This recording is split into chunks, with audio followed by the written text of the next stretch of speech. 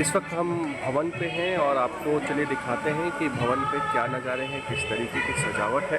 और हम अपने प्रभासाक्ष के माध्यम से बताने की भी कोशिश करेंगे कि अभी रश कैसा है, क्योंकि नवरात्रि चल रहा है और क्या वेटिंग टाइम आपको मिल सकता है। तो आप देख सकते हैं ये भवन पे सजावट का खूबसूरत सा नज़ारा है और बहुत ही प्यारा सजावट यहाँ पर किया गया है। पूरे भवन के आसपास जो सजावट है वो बिल्कुल एकदम दिल खुश कर देने वाला सजावट है। और हालांकि ट्रेनें बंद है इसलिए यहाँ पर बहुत ज़्यादा रश नहीं है, तो आप आराम से इस नवरात्रि में माता के दर्शन कर सकते हैं। और सबसे पहले आपको हम दिखाते हैं कि माता का जो प्यारा भवन है वो कैसा लग रहा है। आप पहले देख सकते हैं कि ये जय माता दी पूरी की पूरी तरीके से ये फूलों से सजाया हुआ है और इस तरीके की कुछ सजावट यहाँ पर आपको मनोकामना भवन के आसपास दिखाई दे रहा है। अब ये सामने आप देख सकते हैं ये भवन का नज़ारा है, प्यारा नज़ारा आपको देखने को मिल रहा होगा और बिल्कुल दिल खुश हो जाता है। सुबह का लगभग 5 बजे का समय है और मैंने 4 बजे दर्शन किए हैं। 20 मिनट में मैंने 2 बार दर्शन कर लिए हैं 3 नंबर गेट से एंट्री लेने के बाद। इसका मतलब भीड़ बिल्कुल नहीं है और ऐसा इसलिए है क्योंकि कई जगहों की ट्रेनें नहीं आ रही हैं, बहुत सारी ट्रेनें शॉर्ट टर्मिनेटेड हैं और इसीलिए यहाँ पर इस नवरात्रि में भीड़ बहुत कम है। अब हम आपको यहाँ के सजावट जिस तरीके की है उसको दिखाने की कोशिश करते हैं। तो आप ये सामने देख सकते हैं जय माता लिखा हुआ है, भारत माता की प्रतिमा है, उनके हाथों में भारतीय का तिरंगा है और ये खूबसूरत नज़ारा आपको भवन पे देखने को मिल रहा है। ये एक तरीके से थीम है, देश को समर्पित किया गया इस थीम को और ये हम आपको दिखाने की कोशिश प्रभासाक्ष पर कर रहे हैं। ये आपको भैरव घाटी जाने वाला जो मार्ग है वो है और यहाँ भी आप देख सकते हैं बहुत ज़्यादा रश नहीं है, लोग आराम से जा रहे हैं और बहुत ज़्यादा रश एकदम नहीं है। और टेम्परेचर की भी बात कर लेता हूँ क्योंकि मॉर्निंग का समय है, लोगों को लगता होगा कि भवन पर बहुत ज़्यादा ठंड होगी, तो ऐसा बिल्कुल नहीं है। 19-20 के आसपास टेम्परेचर है और ये जो सजावट है वो आप देखिए, मतलब आप खुश हो जाओगे जिस तरीके की सजावट यहाँ पर भवन पे की गई है। और खबरें आई भी थी कि करोड़ों के फूल मंगाए गए हैं, कुछ तो फूल बाहर से भी आए हैं और इस तरीके की सजावट हमें भवन पर देखने को मिली है। हालांकि जो यात्रा है वो 17 तारीख से दोबारा शुरू हुई थी। 26 तारीख को एक दुखद घटना अर्धकुंवारी के पास हुआ था जिसमें सरकारी आंकड़ों के मुताबिक 34 लोगों की मौत हो गई थी। उसके बाद से यात्रा लगभग 22 दिनों तक स्थगित रही थी, लेकिन अब यात्रा चल रही है। नवरात्रि का समय है, नवरात्रि में बहुत भीड़ होती है यहाँ पे, लेकिन इस बार भीड़ नहीं है और कारण हमने आपको बता ही दिया है।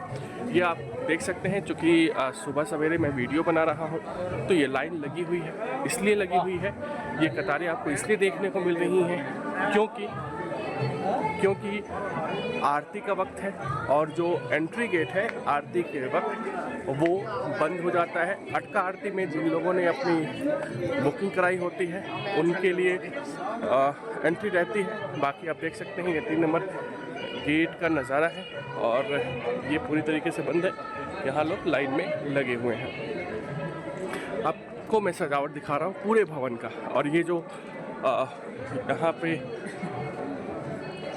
जो आप देख सकते हैं ये आपको पूरे भवन का सजावट हम दिखाने की कोशिश कर रहे हैं। ये पूरा का पूरा नज़ारा, और क्योंकि सभी को पता है कि अंदर मोबाइल ले जाने की इजाज़त नहीं दी जाती है और इसलिए हम बाहर का ही नज़ारा दिखा रहे हैं। और ये सजावट इस वक्त भवन पे है और अगर आप आने की प्लानिंग कर रहे हैं तो हाँ, ट्रेनें नहीं चल रही हैं तो आपको दिक्कत ज़रूर होंगी। अगर आप चाहें तो एक ट्रेन से दूसरी ट्रेन बदल कर भी आ सकते हैं। कई लोग बिहार यूपी से आए हैं, उन्होंने बताया कि वो पहले अम्बाला आ रहे हैं, अम्बाला से कटरा आने वाली ट्रेनों में सफ़र कर रहे हैं।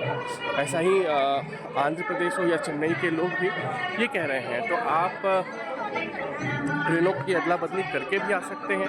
हालांकि फ़िलहाल बहुत सारी ट्रेनें कैंसिल हैं और लोग जो अपने गाड़ियों से आ रहे हैं, जो बस से आ रहे हैं, उनके लिए भी एक चुनौती ये है कि मार्ग जो है बहुत ज़्यादा क्षतिग्रस्त हुआ है, कई जगह जाम की समस्या है। और ये आप नज़ारे देखिए, खूबसूरत से नज़ारे सजावट के, और भीड़ बिल्कुल नहीं है। जो लोग वैष्णो देवी आते हैं उनके लिए ऐसा लग रहा हो कि इस बार तो भीड़ बिल्कुल नहीं है। और ये कि सजावट आपको हम दिखाने की कोशिश कर रहे हैं। ये देखिए आपको सामने फूलों से जय माता दी लिखा हुआ है। अब यहाँ से सजावट की थीम, अभी तक आपने इस थीम पे सजावट देखा, अब यहाँ से थीम बिल्कुल चेंज हो गया।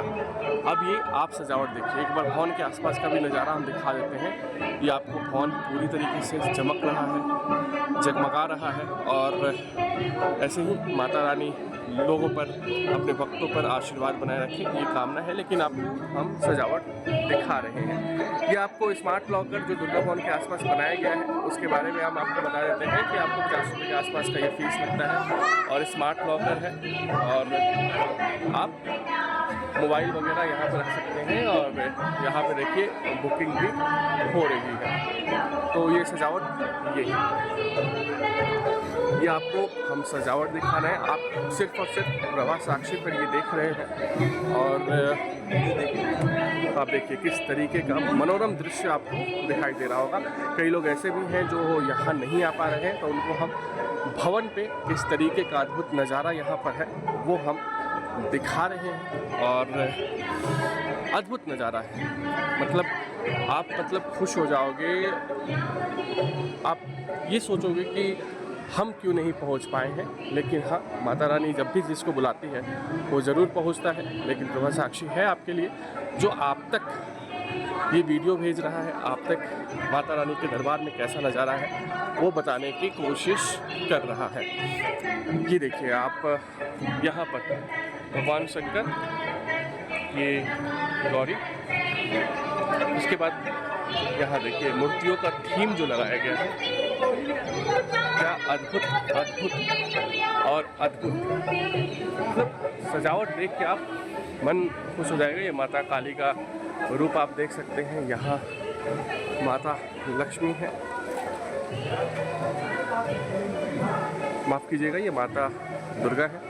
और लोग जहाँ भी मौका मिल रहा है अपना सेल्फी वगैरह ज़रूर ले रहे हैं। ये देखिए ये सजावट आपको हम दिखाने की कोशिश कर रहे हैं। आप यहाँ एक और, अब तक यहाँ पे इस थीम पे आपने सजावट देखी, अब आप ये देख रहे हैं। तो अलग अलग थीम पे ये सजावट देखने को मिल रही है यहाँ पे।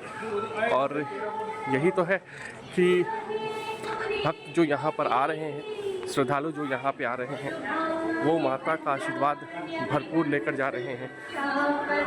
और ये आप देख रहे होंगे, ये इस वक्त हम दुर्गा भवन के आसपास आ चुके हैं और दुर्गा भवन के आसपास का दृश्य आपको हम दिखा रहे हैं। तो आप ये देखिए, एक गेट यहाँ बनाया हुआ है और सामने हनुमान जी, संकट मोचन, और एक और गेट यहाँ पर हमें देखने को मिल रहा है। ये सामने गणेश जी, और यहाँ देखिए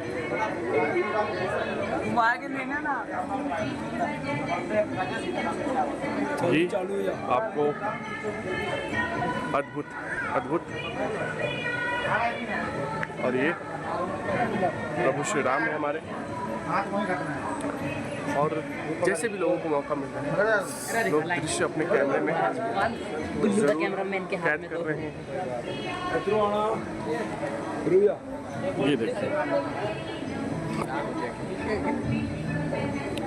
यहाँ से भी एंट्री हो रही है और ये स्काई वॉक बनाया गया है और इसलिए मैनेजमेंट को लेकर बहुत चीज़ें गड़बड़ ना और स्काई वॉक से लोगों को भवन तक पहुंचने में आसानी होती है। सुविधाजनक मार्ग बना दिया गया है और भीड़ को भी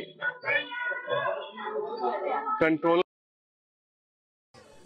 और ये आपको ये दुर्गा भवन, तो टोटल हमने आपको जो भवन पे आएंगे आप बाणगंगा से यात्रा शुरू करके अर्धकुंवारी होते हुए, तो भवन पे इस वक्त नवरात्रि में क्या नजारे हैं वो।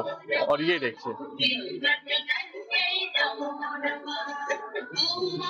ये एक और गेट है और आप ऊपर देख सकते हैं वहां भी ऊपर का नजारा देखिए, वहां भी एक अलग लाइन है इसलिए कि अभी दर्शन रुकी हुई है। अभी वहाँ लोग जो है वो आरती के लिए खड़े और दर्शन इसलिए रुकी है क्योंकि आरती का वक्त हो चला है। ये देखिए और फिर यहाँ से एक अलग थीम पर सजावट है। ये हम आपको गेट नंबर 5 के आसपास का दृश्य दिखा रहे हैं जहाँ तृप्ति भोजनालय भी है।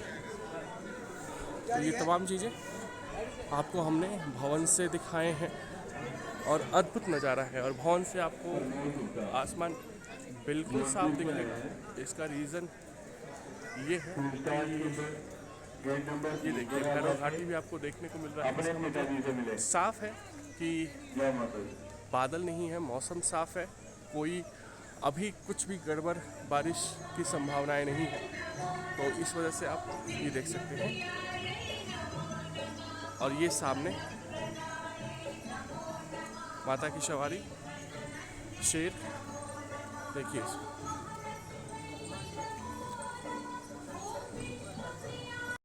इस वक्त प्रभा साक्षी पर हम दृश्य भवन का दिखा रहे हैं, लेकिन ये दृश्य जो हम दिखा रहे हैं वो भैरव घाटी से हम कैमरे में कैद कर रहे हैं। यानी कि मौसम बिल्कुल साफ है, कोई दिक्कतें यहाँ नहीं आ रही हैं। जो घटनाएं हुई पूर्व में वो अब बीत चुकी है और यहाँ पे मौसम बिल्कुल साफ है। और भैरव घाटी के ये व्यू पॉइंट का नज़ारा है। यहाँ कुछ लोग हैं जो दर्शनों के इंतज़ार में हैं और ये सामने बड़ी सी डिस्प्ले पे आरती भी चल रही है।